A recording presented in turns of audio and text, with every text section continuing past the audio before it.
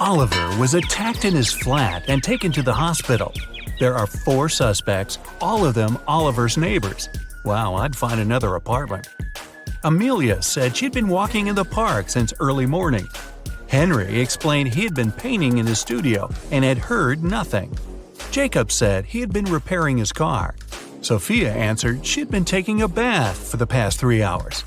Look at these people's hands and try to figure out who's lying.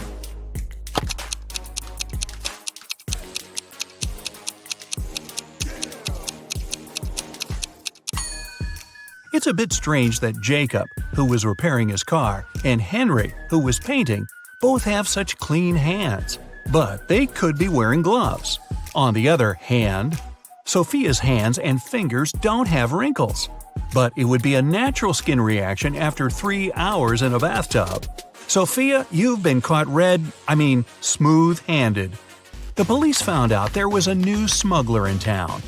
3 people were under suspicion: Luna, a school bus driver, Jackson, a fire truck driver, and Daniel, an ambulance driver. All of them claimed to have been busy with their work since the very morning. Can you figure out who's the smuggler?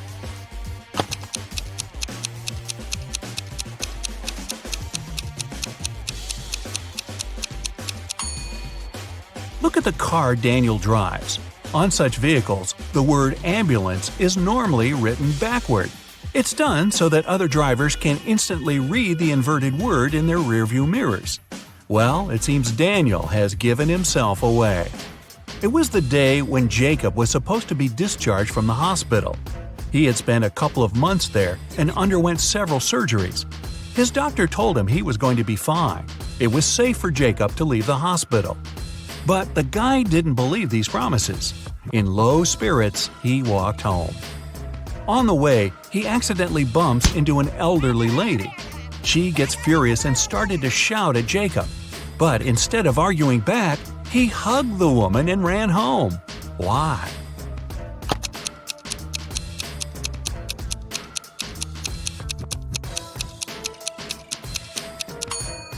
Jacob had hearing loss. He didn't believe his problem could be helped.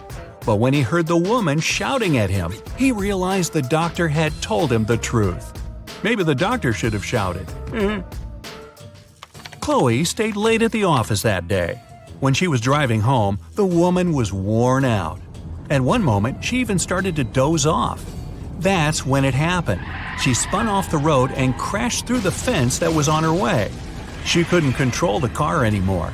It slipped down a steep hill and ended up in a lake. Chloe couldn't move her arms. They were stuck. She couldn't undo her seatbelt or open the door. The car sank to the bottom of the lake. Was Chloe doomed? Rescuers arrived 3 hours later. The woman was still in the car, but she was alive. How did she survive?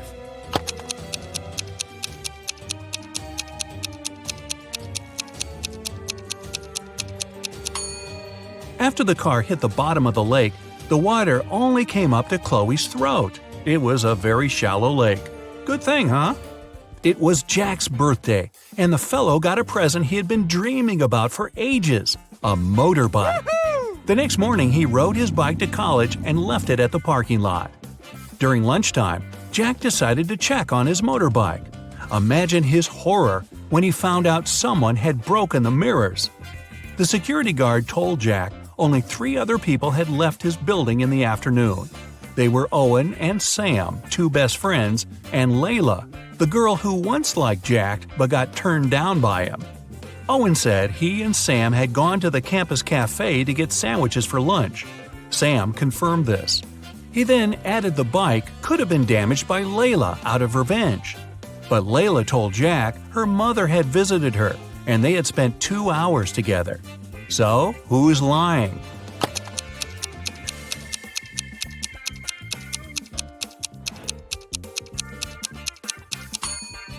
Owen has a paper bag with food delivery written on it. It means the guys ordered their lunch, not bought it in the cafe. They broke Jack's mirrors and tried to frame Layla. Not a good reflection on them, huh? Detective Taylor was chasing a dangerous criminal. Suddenly, the man entered a hospital. Oh no, there are hundreds of rooms there. Luckily, it was raining, and the criminal left footprints on the hospital floor. The detective followed them and got into a small room. There were 3 people there, all covered in bandages from head to toe. But one of them was a fake patient. Who?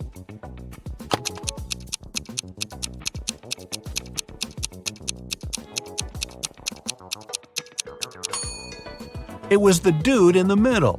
He didn't even have a medical chart next to his bed. Very quick job on the bandages, though. The CEO of a large company called the police. He was sure that one of his employees, Victoria, had stolen a memory card with secret information. She was going to sell it to their competitors. The police arrived at Victoria's house, but the woman didn't let them in without a warrant. The officers had to leave to get all the necessary papers. By the time they were back, Victoria had already been sitting in her car, ready to drive off. The police officers arrested the woman. They searched her car and clothes, but found nothing. And then, when they were about to give up, one of the detectives realized where Victoria kept the memory card. Can you figure it out?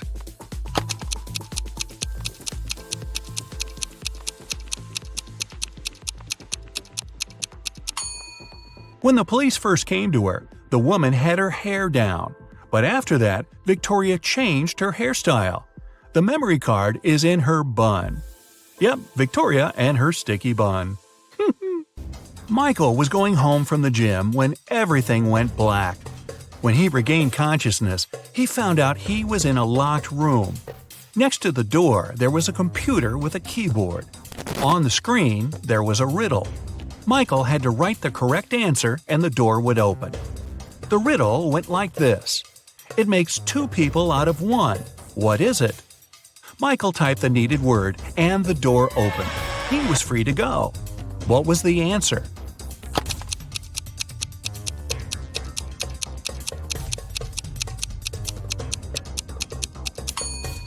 It's a mirror. Oh, I was guessing a buzzsaw, but this one is better and not as messy. 2 best friends, Emily and Luna, came to a popular and expensive hair salon. At first, the administrator told the girls they had just one available hairstylist.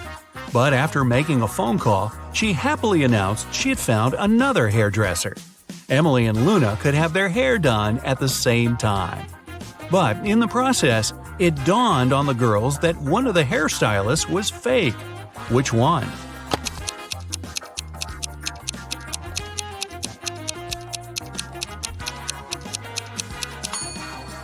Both hairstylists are using regular scissors, but instead of hairspray, the one on the left is holding a can of bug spray. Yeah, that's a big clue right there. A man on a bike grabbed Sarah's bag with all her documents, money, and smartphone and sped off. The only way the girl can get her bag back is by taking someone's car and driving after the criminal. There are 3 vehicles parked nearby. Which one can Sarah break into and drive off? Borrow.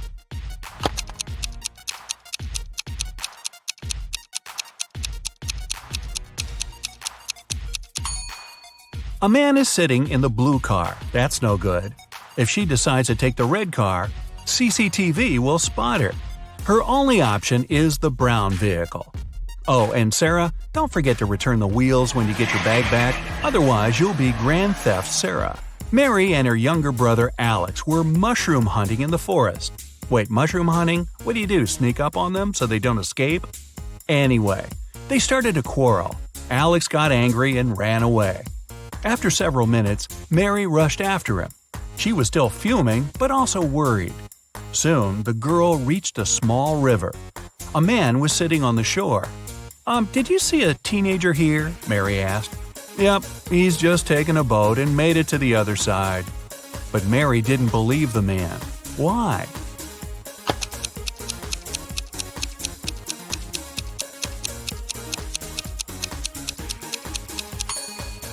The boat is indeed on the other side, but the paddles are lying next to the man. How could the boy cross the river without them? So, where's Alex? Kidnapped by the escaped mushrooms? We may never know. Ella came to a party that took place in her best friend's house. It was a riddle party. All the guests had to crack mysteries and participate in different challenges. Ella's task was to get out of a locked room in the basement. The girl was blindfolded, taken downstairs, and left alone. After pulling the piece of cloth off her eyes, Ella noticed the door had a code lock. She also spotted a sheet of paper lying on the floor next to the door. There were 4 flowers drawn there. Ella looked at them for a while and entered the correct code. The door opened and the girl joined the party.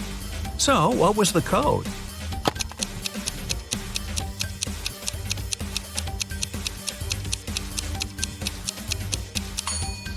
Ella counted the petals on each flower. The code was 5748. Carter was visiting his friend Mateo, who lived in another city. Mateo loved riddles.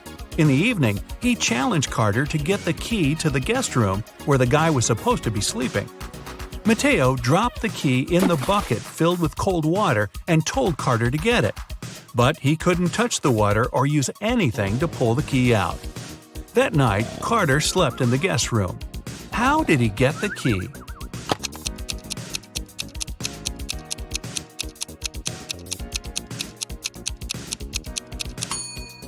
He put the bucket over a fire. The water started to boil and soon evaporated. After that, Carter picked the key up. Mateo was steamed. Nora was an insurance agent. Once, her client called her early in the morning. The woman was in tears. At night, someone had broken into her house. By the time the woman had enough courage to go downstairs, the thief had already taken all the valuables. When she looked out of the window, the man was running away. "Do you remember what he looked like?" Nora asked.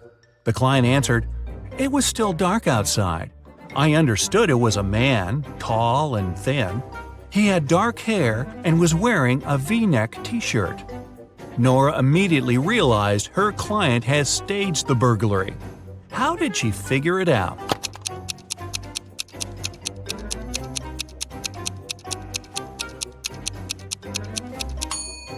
It was dark, and the man was running away from the client's house. Then how could the woman see he was wearing a V-neck t-shirt? Beats me. Hey, let's use your Sherlock skills to solve these tricky riddles before the time runs out. Which number goes below the pig?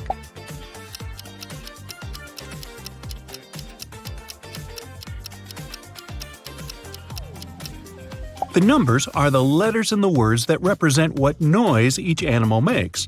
Cow, moo. Cat, meow. Bird, chirp. Mouse, squeak. And so the pig will be 4 for oink.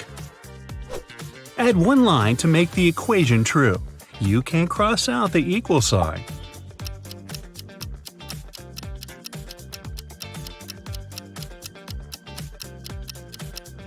Use the line to turn one of the plus signs into a 4.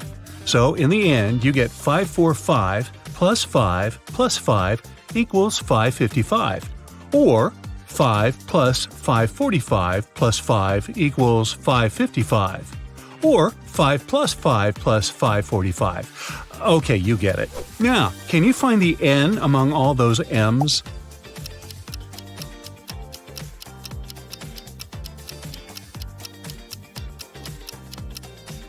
There it is.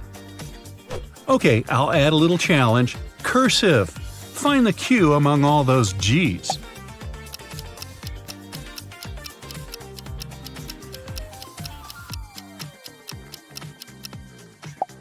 Whew, that was tough. If it equals 4, has equals 6, maze equals 8, and zebra equals 10, then what does giraffe equal? It's getting more difficult. Each letter in the words equals 2, and you add them up. For giraffe, that's 14. How many squares can you count here?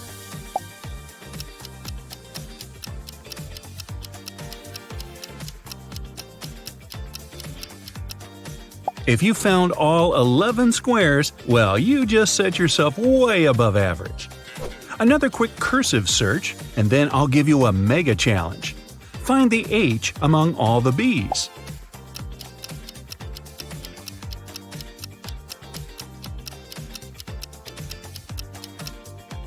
Well, that was harder than I thought. Now try to solve this fruity equation. Feel free to pause the video for more time to think.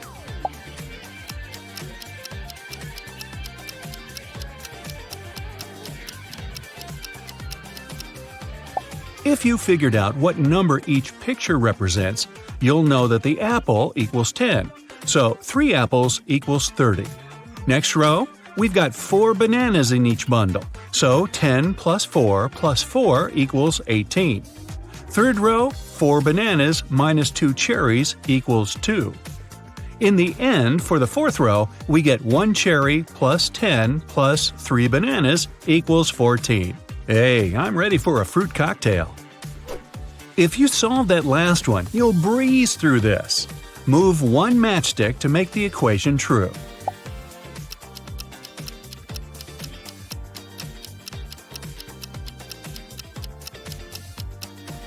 We've got 2 alternatives here.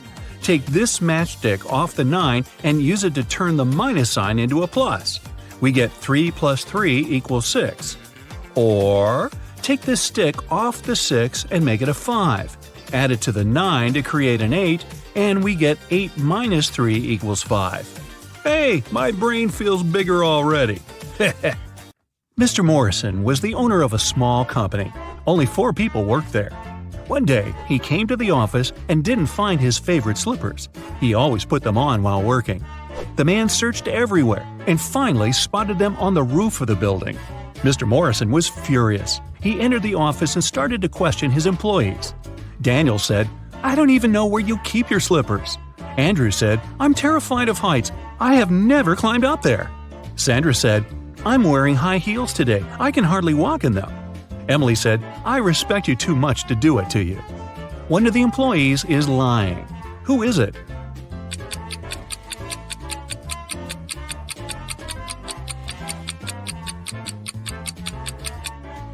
It's Andrew. He said he was afraid of heights. But on his table, there's a photo in which he's skydiving with a parachute. Uh-oh. Melissa's boyfriend proposed to her and presented a beautiful diamond ring. The girl was afraid of losing it. That's why she kept it in a box on her vanity table. Once, after a long and difficult working day, the girl came home and went straight to bed. When she woke up, the ring was gone. Melissa called the police. They asked 3 suspects, Melissa's roommate, her best friend, and her neighbor, what they had been doing the night before. Helen, Melissa's roommate for the last 3 years, said Melissa had indeed looked very tired. She took the tea Helen made for her and went to her room at 10 p.m. Helen went to bed shortly after. Eric, Melissa's best friend, said he had come to visit Melissa at about 11:30 p.m. The girl was already sleeping, but he saw a jewelry box lying open on the table. It was empty. Eric was surprised and left immediately after that. Brenda, the neighbor, said she wanted to borrow a book from Melissa, but when she called her, the girl didn't answer. So Brenda decided not to bother her so late at night. The police soon realized one of these people was lying. Who was it?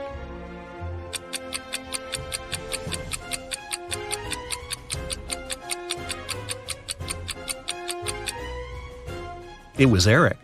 He was only asked what he had been doing the evening before, but he mentioned the jewelry box. He must have known the ring was missing because he took it. A group of friends went camping. They found a beautiful place in the forest near the river. They were planning to spend a week there, but on the 3rd day, Chris disappeared. The rest of the group gathered near a campfire to figure out where he could be. Paul said, "We didn't have enough firewood. I went deeper into the forest to get some. When I came back, Chris was already gone." Ashley said, "I was near the river washing my t-shirt. I stained it with ketchup during lunch." Nancy said, "I felt unwell, so I decided to take a nap. I was sleeping when an owl woke me up." One of the young people is lying. Do you know who it is?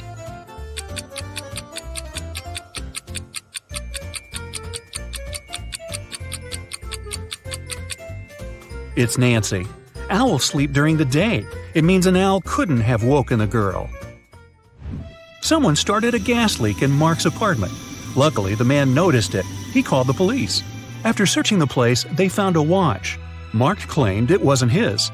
The detective decided to set up an ambush. The watch looked expensive. Surely the criminal would return to get it back. At around midnight, they heard the key turn in the door lock. In a while, a man came in. He was holding a lit candle in his hands. At first, the detective wanted to arrest the man, but after a while, he realized it wasn't the person they had been waiting for.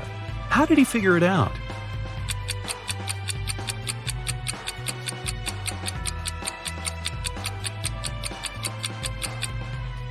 Whatever the man was doing in Mark's apartment, he wasn't the one responsible for the gas leak. That criminal wouldn't have entered the apartment holding a burning candle. They would be sure the place was still full of gas. The police found out one particular gang was going to rob a bank.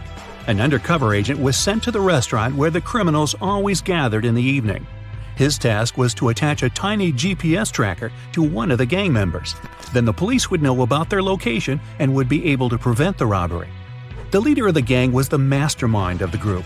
All other members were just muscle. The undercover officer had to be very attentive around the leader. The man could easily spot the device, but no other gang member would notice it. Where should the agent place the tracker?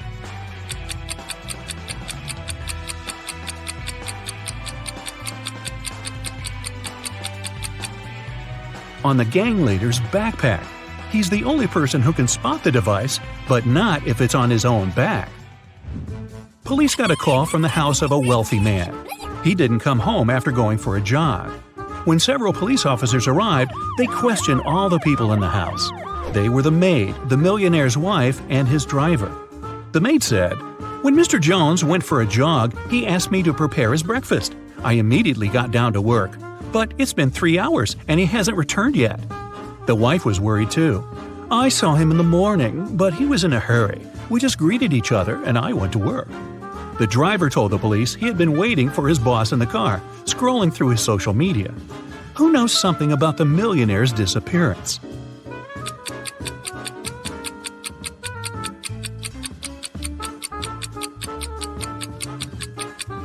The maid is lying. If she had cut the apples for breakfast 3 hours ago, they would have already turned brown by now. Shirley got a new job as a sales assistant. She was extremely happy to receive her first salary. She went out for a walk in the park and decided to treat herself to some ice cream. She pulled out cash, but a powerful gust of wind has blown the money out of her hands. The girl managed to pick it up, but then she realized one $10 bill was missing. Shirley looked around. One of these people must have taken the bill. Can you figure out who it was?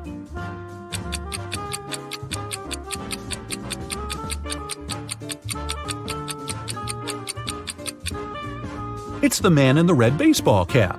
The bill is under his right foot. Detective Larson was walking along the street. Suddenly, he saw a man grab an elderly woman's bag and run away. The detective immediately rushed after the criminal, but the man disappeared behind the kitchen door of a small restaurant. When Detective Larson entered, he saw 3 cooks preparing food. Which cook is fake?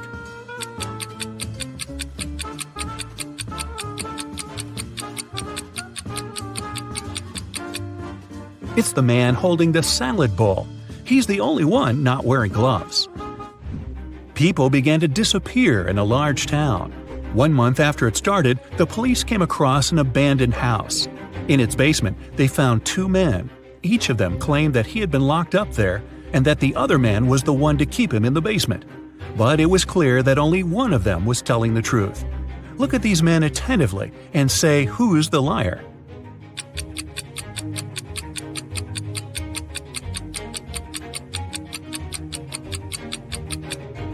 It's the man who's smiling. If he had spent 4 weeks locked up, he would have a beard and mustache by now. But he is clean-shaven. Rachel Brown, the owner of a large and successful company, has disappeared right from her office. The police suspect that some of her subordinates might know where the woman is. They question 3 people. Ruth, the HR manager, is the first to enter. "We were going to fire an employee that day. I came to get Miss Brown's signature." Adam, the accountant, says, "I indeed came to her office. She had to approve the company's budget for the next year." Anne, the secretary, comes in last. "I saw Ms. Brown today, but only for a minute or so. I asked her to sign my leave request." The police officers immediately realize who is lying. Can you figure it out too?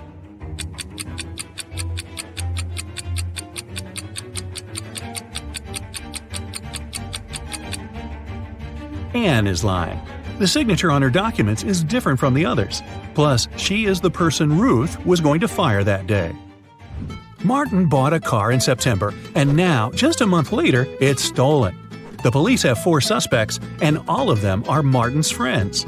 The crime happened at 10 p.m. on Wednesday. At that time, Alan was playing badminton in the park. Natalie was driving home from work. Roy was walking with his dog, and Rose was doing some grocery shopping. Who took Martin's car?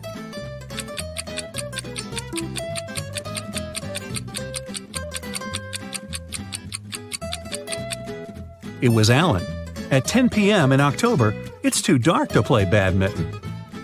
Eric was having lunch in a cafe. At some moment, he went to the bathroom and left his smartphone on the table. But when he came back, the phone was gone. Eric saw a man leaving the cafe and hurried after him. The guy only caught up with the man when he was about to sit in his car. Eric asked the man to give him his gadget back. But the man looked confused. "I know nothing about your phone. I only gave my friends a lift. They work over there." And he pointed at 2 men entering an office building. After hearing this, Eric immediately called the police. Why?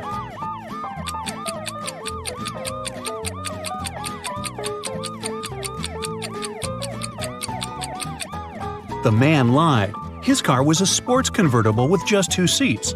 Such a car wouldn't fit 3 men. Oh, by the way, you get extra points if you caught the fact that Eric called the police. With what? His smartphone had been stolen.